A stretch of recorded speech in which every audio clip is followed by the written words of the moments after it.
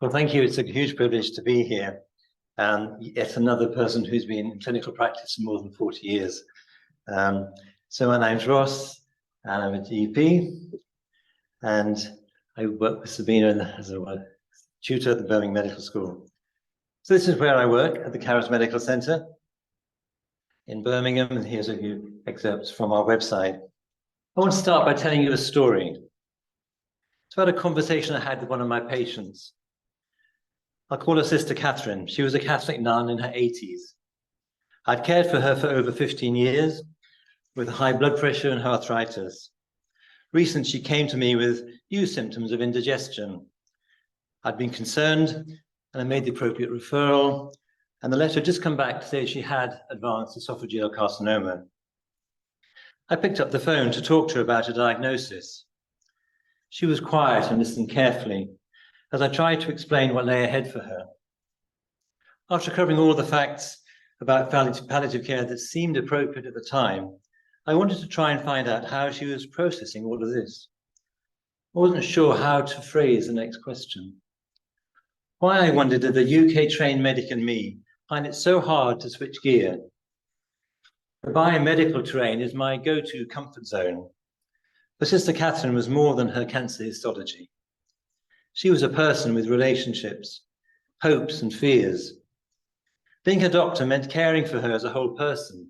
But how could I do that? Could I actually cope with listening to what was truly going on for her at that moment, listening to her deepest fears and concerns? I wonder what you would have said next. I knew she was a contemplative person, a Catholic nun who'd given her life to prayer and meditation. So I found myself saying, I know for you there's not only the outer journey, there's also the inner journey. To my surprise, she responded immediately with great confidence, saying, Dr. Bryson, at the end of the day, the inner journey is the only journey that really matters. The inner journey is the only journey that really matters. Perhaps the wisdom of this statement from a brave and dying woman is a challenge to us today. If the inner journey is the only journey that really matters, then it should affect the way we practice medicine. It should affect the way we teach and the way we organize healthcare. But what might reality mean in practice? Questions like this should lead us to acknowledge and perhaps confront our own worldviews. This was a journey I found myself on during the early postgraduate years after leaving medical school in 1980. I came to realize that there was this profound disconnect between my biomedical training and people's lives. This led me, like we've heard earlier, to look for answers in the humanities. I read about philosophy. I did a part-time applied theology course. It was here that I began to understand that there could be a different way of looking at personhood, of disease and of healing, which is found in the ancient wisdom of the Hebrew scriptures. Throughout my life, I studied the first century enigmatic Jewish teacher, Yeshua, known to us in the West as Jesus, as he lived and taught in this Hebraic context. All this has been part of my inner journey, which has helped shape the values by which I live and practice medicine. So I want now to describe the context in which this interactive heuristic approach to teaching personhood in holistic healthcare occurs. So in Birmingham, finally medical students have placements in general practice in groups of 4. Here they conduct student clinics and pairs, where they first consult the patient for a while before the GP joins them, and then discussion occurs and decisions are made about what needs doing next. When the clinics are over, all the students meet together with the tutor, and each case is reviewed in terms of its disease and treatment aspects, but we also consider the dynamics of the human interaction, the consultation process, and the feelings generated in the clinician, students. Another aspect of these tutorials is that we're asked to weave certain themes, such as shared decision-making, into the learning that emerges from the patient encounters. Imagine you're in one of these tutorials.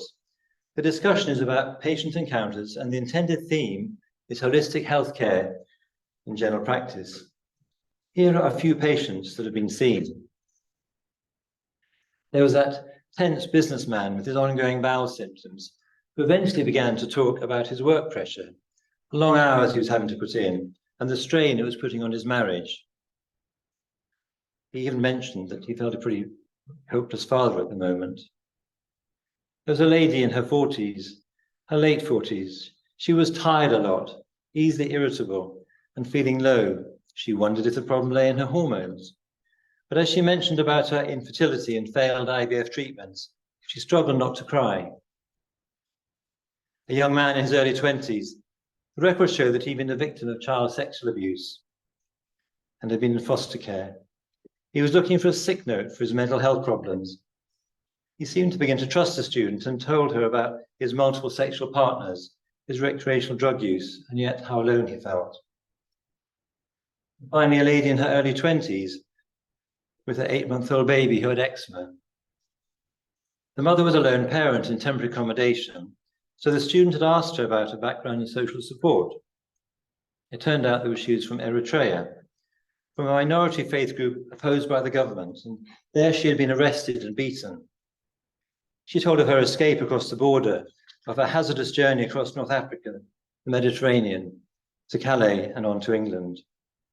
She had been raped as she came through Europe. The infant with eczema was the consequence of that sexual violence. What struck the student was the mother's sense of calm fortitude, however. In a previous tutorial, the students had all been encouraged to consider to ask the patients, what gives you strength? And so the student had done so. The mother was quite clear that it was her Christian faith that gave her strength, and she was full of gratitude for the community around her in Birmingham, who also came from her country, who shared the same faith, and who had befriended her and supported her. So now, in this interactive tutorial that we're all in together, a heuristic approach of problem solving, that methods are based on practical experience and knowledge is adopted. And the experience, the values, the opinions of both students and tutor are all interwoven. The intended result is that students shape a way of understanding and offering holistic care which aligns with their own values, but is also molded by new ideas and examples of good practice. So in my clinical setting, I draw on cases that students have actually seen. But you might want to reflect on the stories that you just heard. The material in the slides which I now want to show may facilitate a discussion which lasts perhaps an hour, but I want to cover that in about 15 minutes. So this quote from the GMC is basis your first question. We focus on the sections in brown and the wording at the bottom there.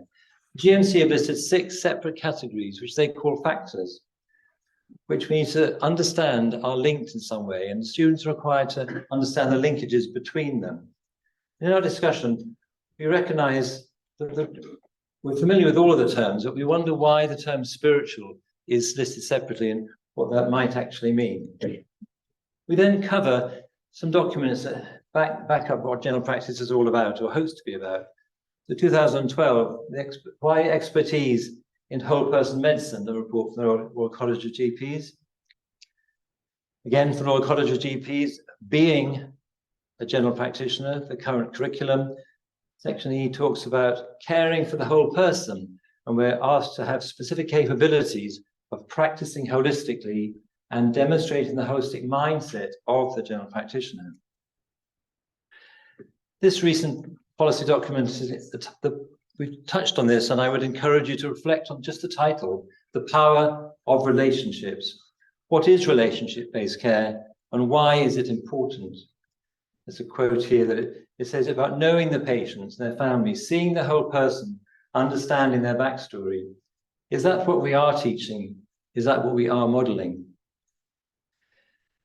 2011, the European Academy of Teachers of General Practice came up with this definition. General practice deals with the health problems in their physical, psychological, social, cultural, and, wait for it, existential dimensions. When I ask the students what on earth that means, there's usually some embarrassed silence unless somebody's on a module in A-level philosophy. So when I ask them, have either you or your friends had an existential crisis, there's usually some ripple of laughter, and we begin to discuss about those deep and meaningful moments when we wonder why we're on this planet and what life is all about. And they recognize that those are valid questions for them, and therefore they're valid for their patients. But of course, we now begin to touch on some pretty deep issues here about personhood. What does it really mean to be human? which we shouldn't be afraid of looking at if we're trying to teach people to care holistically for their patients. So despite the presence of my expert colleague Bill here, I'm going to fly through some thoughts about philosophy, which I do share with the students. So a touch on Plato, perhaps the greatest of all philosophers, and his concept that the material and the spiritual are opposed and irreducible principles that account for all that exists. And we've heard about Hippocrates, how he built on that and added rationalism, the idea that you can explain things and you should look for things. And the scientific method, of course, was born, and scientific, and so he's still called the father of medicine because of that. Why does all that ancient history matter? Well, we've heard already. Because of the Enlightenment, 17th century, we re-established these philosophies and the modern world was born. And so we entered the modern period. And in that, Descartes spoke about mind-body dualism, a debated concept, but he says, the definition here, the mental phenomenon and physical phenomenon are different, and the mind and the body are distinct, inseparable. So my suggestion is that the modernist view of personhood could be depicted a bit like this, that we have separate categories. The body's one category, the mind and soul is another, and if the spirit exists at all, it's somewhere else. And that's, I think, influenced our way of thinking about humanity, of our patients in the modern world. But of course, we have moved on to the postmodern period. But before I do that, a quote from a philosophy dictionary: there's no convincing consensus on how to build a satisfactory, unified picture of creatures possessed of both body and mind. If that's the case, we have some difficulties understanding humanity, but perhaps postmodernism helps us. So we lived most of our lives in this room in postmodern years, where psychiatrists and GPs are crying out to dump Descartes. You can read that phrase in the literature. I've heard it in Royal College conferences when I've spoken. We feel we can't be holistic unless we get rid of that mind-body dualism. They're looking for an all-inclusive spirituality. But is there a model we can build on that helps teach and discuss and explain personhood? I think there is. And I'll explain where I get that from. So I take the model built on the rainbow. I think the rainbow is beautiful. I think personhood is very beautiful. I know the rainbow is just visible light in the electromagnetic spectrum, and either side of it, we have non-reality, but we can't see it. So I then build on that picture of a rainbow. My studies over a few decades of the Hebraic model of personhood. Sabina has seen the academic basis to this article. It's not been published yet, but here we go. I'll explain it to you. So I place across the rainbow terms that are commonly used to describe human beings. And on the right, just acknowledge there's stuff out there that is real, but we don't quite get it, can't see it. And in the rainbow, place terms that comes from philosophy, the material philosophy, the rationalist philosophy, those terms natural, supernatural. We discussed with the students that word spiritual. If Plato was right, it's somewhere far off on the right, but many of us feel that it's something here, the essential essence of who we are as a human being. So we leave that for discussion. Then use categories from the GMC and other literature that seem to describe who we are as human beings. Physical, psychological, social, cultural, and existential. But I throw in the word psychosomatic, which leads to a discussion about what the students have seen about psychosomatic healthcare. What can patients who present with physical problems, but the real problems are issues of psychological, how have they been taught, modeled, how has that been managed in their experience? And before finishing the model, I go back to the term spiritual factors. And having searched in the spirituality literature, I think it is possible as a jobbing medic to come up with a definition which works in practice. The spiritual factors could refer to the universal human need for a sense of identity, of belonging, of purpose, significance, meaning, and hope. In a discussion last year with the GMC, I led a discussion with them because I was suggesting that we don't know what spiritual factors mean, so how can you regulate for it? This definition was offered, and they are publishing their revised good medical practice next month, apparently, if it's the time, and they may or may not give us some kind of helpful definition like that to work on what spiritual factors means for us clinicians. So those are the terms I would place across the rainbow and suggest that they matter to you as an individual, as a student, clinician, and they also matter to our patients. And the absence of them can lead to a lack of health and well-being. I then add two words, spirituality and sexuality, which go right from physical through to transcendent. And the literature supports that. In the last 20 years or so, there's been lots of literature around the interconnection between sexuality and spirituality. And I leave that for discussion, and depending on what the students want to say and respond to that. And then finally, add in on the far right terms which come from the fields of religion and faith, that may not be the position that most doctors in the UK have, but perhaps the population of the world as a whole recognizes their importance. And so therefore, we need to honor that. And I love this definition of a textbook from Oxford textbook, Spirituality in Healthcare. Personhood is nothing less than humanity in all its fullness.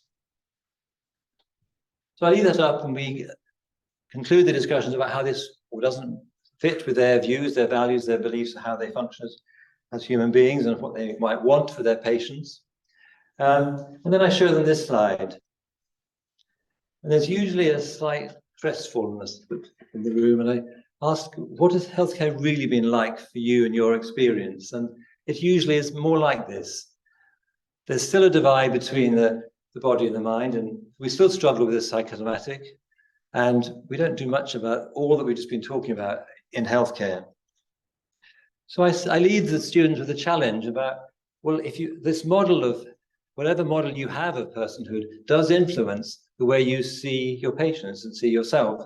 So you can stay with the modernist view where the sections of the body and mind are separate, or you can try and understand or work on an integrated model, such as we've just been talking about.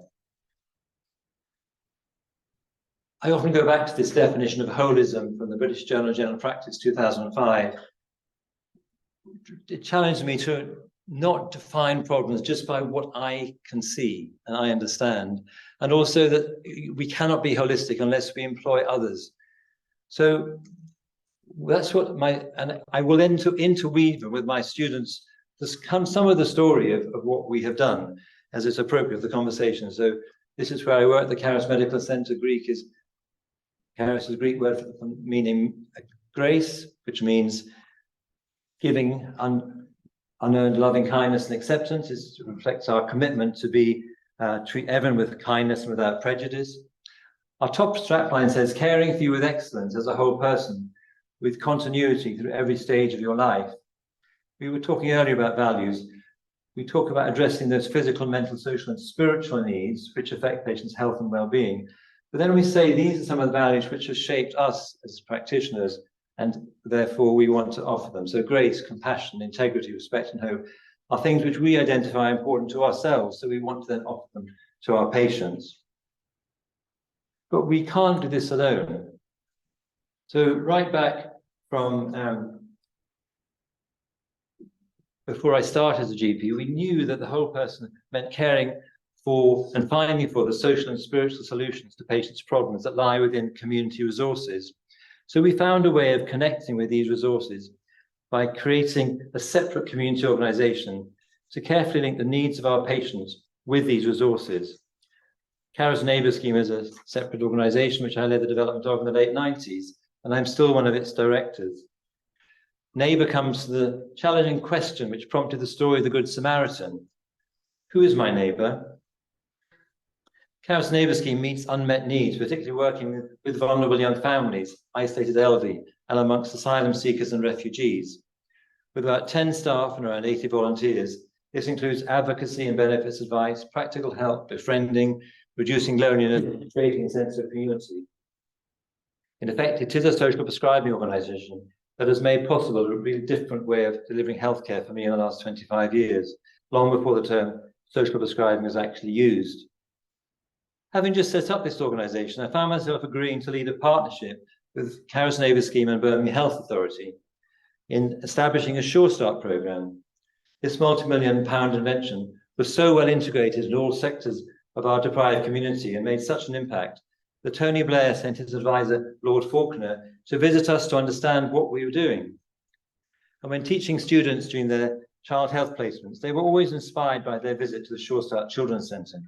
It was a vibrant example of whole person healthcare. You see, throughout the years, we've learned two things. Holistic care cannot be achieved by doctors alone. And if you want to create change that will last, you need to build a team. We've also long recognized that patients have the universal human needs for a sense of identity, belonging, purpose, significance, meaning, and hope. And as GPs, we can see the symptoms that arise when those needs are not being met, but we don't have the time or expertise to address these needs. So in the late 90s, we began seeking additional staff who did have this expertise. We didn't find it in existing mental health services, so we developed a new form of talking therapy, which has been an integral part of our whole person healthcare for the last 25 years. It's called listening and guidance, and it's provided by chaplains for wellbeing. Students are often very interested in this, so I tell them about the book that I wrote called called Honouring Personhood in Patients. There's some copies here if you wish, subtitled The Added Value of Chaplaincy in General Practice. Or the recent chapter I wrote in this mental health textbook, Mental Health, Spirituality and Wellbeing, the chapter there on spiritual care in general practice. I also talk about how we set up a national professional association for this role, which sets standards, provides training, publishes research, and offers annual appraisal and accreditation. The NHS has commissioned and paid for this service in recent months, and it's being seen as a specialism within social prescribing. Although we've been providing it for 10 years, it's now coming under social prescribing. This is the current advert on NHS jobs for this role. And if you can read the last line, it says, it's delivering personalised care through listening sessions, addressing emotional needs, patients' emotional, pastoral, and spiritual needs. So in closing, I want to let you hear from my students. Not so much their letters of thanks, but rather glimpses into how this integrated heuristic approach to teaching personhood in holistic healthcare has influenced their own inner journey and potentially their future clinical practice. During the tutorial, when we were discussing models of personhood, one student said to me, probably said in the group, which struck me as being very brave, I regard myself as an atheist, or maybe an agnostic, but when I look at the stars, I do wonder if there's something more than molecules. He later wrote to me, he sent me a lengthy reflection as a junior doctor about the first time he'd cared for and talked honestly with a patient who then suddenly died.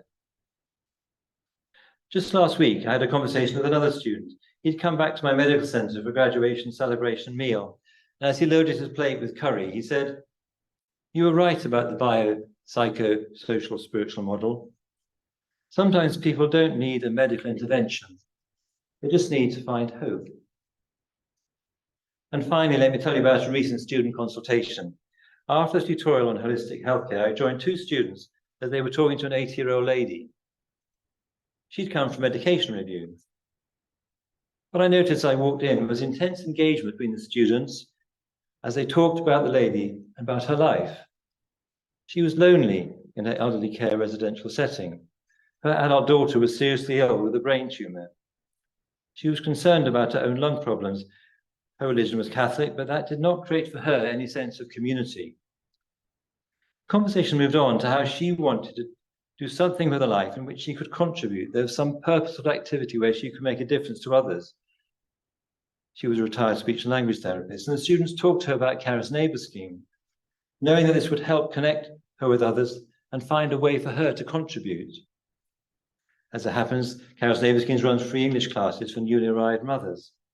The students were really keen to make that referral, so I showed them how to complete the referral on our clinical system. So as well as dealing with her medical problems and her medication, they had seen her spiritual needs for a sense of belonging, for significance and for purpose. They had grasped what the GMC means about spiritual factors. Spiritual factors being part of holistic healthcare, and they did something about it. They connected her with people who could help meet those spiritual needs. Thank you for listening.